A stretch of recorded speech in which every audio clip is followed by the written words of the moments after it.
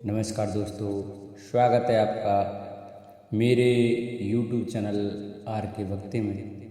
भक्तों, आज हम आपको शनिवार व्रत की कथा सुनाएंगे, जिसमें कि राजा विक्रमादित्य की कहानी का वर्णन है।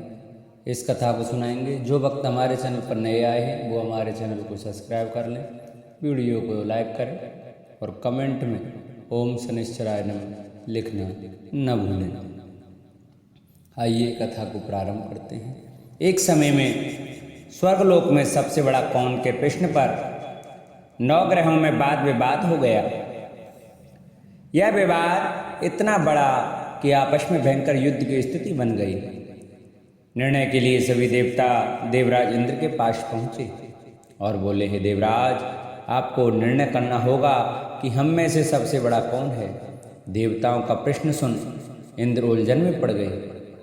फिर उन्होंने सभी को पृथ्वी लोक में उज्जैनी नगरी में राजा विक्रमादित्य के पास चलने का सुझाव दिया। उज्जैनी पहुंचकर जब देवताओं ने अपना प्रश्न राजा विक्रमादित्य से पूछा तो वह भी कुछ देर के लिए परेशान हो उठे, क्योंकि सभी देवता अपनी अपनी शक्तियों के कारण महान थे। किसी को भी छोटा या बड़ा कह देने से उनके क्रोध के प्रकोप से भयंकर हानि पहुंच सकती थी।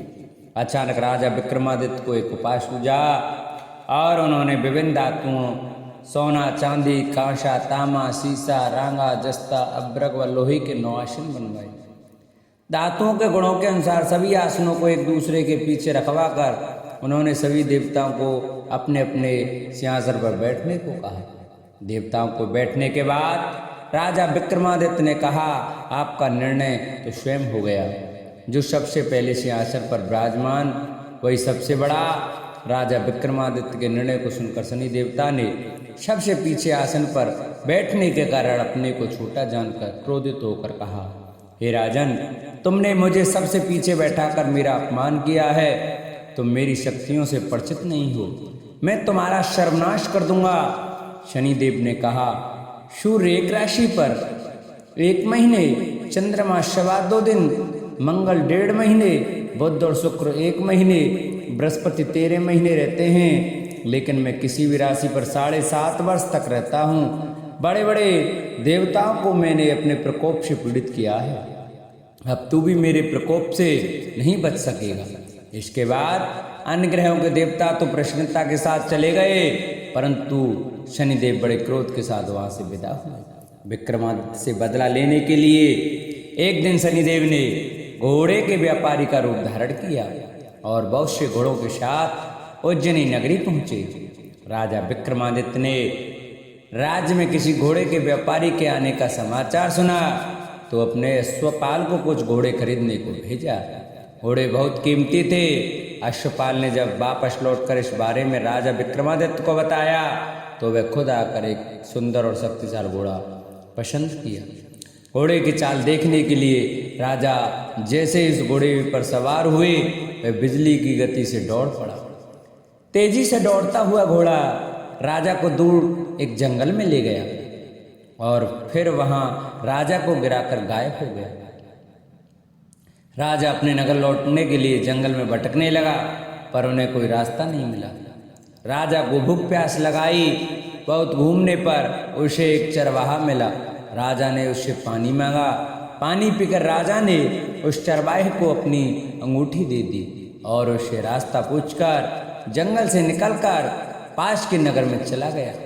नगर पहुंचकर राजा एक सेठ की दुकान पर बैठकर कुछ देर आराम किया।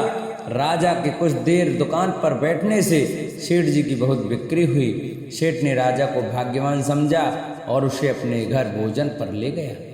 सेठ के घर में सोने का एक हार खूंटी पर लटका हुआ था। राजा को उस कमरे में छोड़कर सेठ कुछ देर के लिए बाहर चला गया। तभी एक आश्चर्य घटना घटी। राजा के देखते देखते सोने के उस हार को खूंटी निगल गई। सेठ ने जब हार गायब देखा तो उसने चोरी का संदेह राजा पर किया और अपने नौकरों से कहा कि इस परदेशी को रस्सियों से बांधकर नगर के राजा के पास ले चलो। राजा ने विक्रमादित्य से हार के बारे में पूछा तो उसने बताया कि खूंटी ने हार को निगल लिया है। इस पर राजा क्रोधित होकर चोरी करने के अपराध में विक्रमादित्य के हाथ पांव काटने का आदेश दे दिया। सैनिकों ने राजा विक्रमादित्य के हाथ पांव काटकर उसे सड़क पर छोड़ दिया। कुछ दिन के बाद एक तेली उसे उठाकर अपने घर ले गया और उसे कोलू पर बैठा दिया। राजा आवाज देकर बैलों को हाँकता रहता। इस तरह तेली का बैल चलता रहा और राजा का भोजन मिलता रहा। शनि के प्रकोप की 7.5 पूरी होने पर वर्षा ऋतु प्रारंभ हुई। एक रात विक्रमादित्य मेघमल्हार गा रहा था, तभी नगर की राजकुमारी मोहिनी रथ पर सवार होकर उस घर के पास से गुजरी। उसने मल्हार सुना तो उसे अच्छा लगा और दासी को भेजकर गाने वाले को बुला लाने को कहा।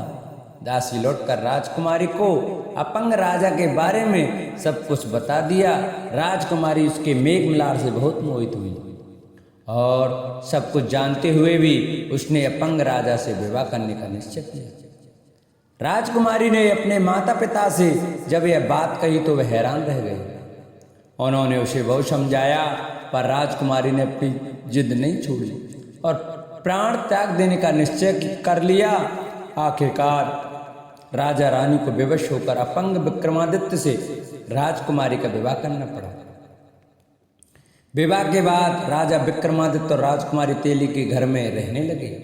उसी रात स्वप्न में शनिदेव ने राजा से कहा, राजा तुमने मेरा प्रकोप देख लिया, मैंने तुम्हें अपने अपमान का दंड दिया है।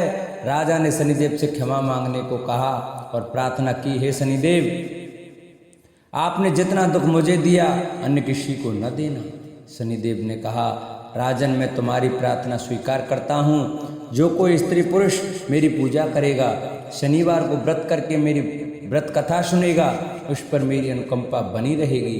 प्रातःकाल राजा विक्रमादित्य की नींद खुली तो अपने हाथ पांव देखकर राजा को बहुत खुशी हुई। उसने मन ही मन शनिदेव को प्रणाम किया। राजकुमारी भी राजा के हाथ पांव सलामत देखकर आश्चर्य में डूब गई। तब राजा विक्रमादित्य ने अपना परिचय देते हुए शनिदेव के प्रकोप की सारी कहानी सुनाई। इधर सेठ को जब इस बात का पता चला तो दौड़ता हुआ तेली के घर पहुंचा और राजा के चरणों में गिरकर क्षमा मांगने लगा। राजा ने उसे क्षमा कर दिया क्योंकि यह सब तो शनिदेव के प्रकोप के कारण हुआ था। सेठ राजा को अपने घर ले गया और उसे भोजन कराया।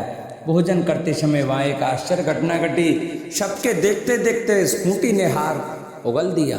सेठ जी ने अपनी बेटी का विवाह भी राजा के साथ कर दिया और बहुत से स्वर्ण आभूषण धन आदि देकर राजा को विदा किया।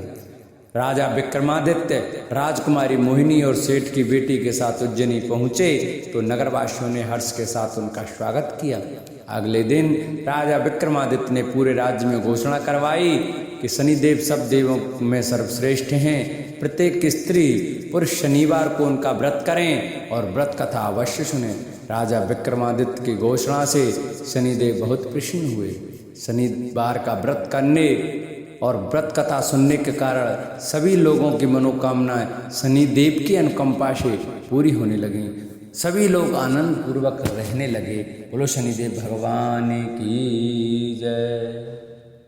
जिन भक्तों को हमारी कथा और वीडियो अच्छी लगी हो वो हमारी वीडियो को ज़्यादा से ज़्यादा शेयर करें, जिससे कि और भी भक्त हमारी कथा को सुन सकें और शनिदेव के प्रकोप से बच सकें। और जो भक्त हमारे चैनल पर नए आए हैं वो हमारे चैनल को सब्सक्राइब कर लें, वीडियो को लाइक करें और कमेंट में ओम शनिश्चराय नमः लिखना न भूलें।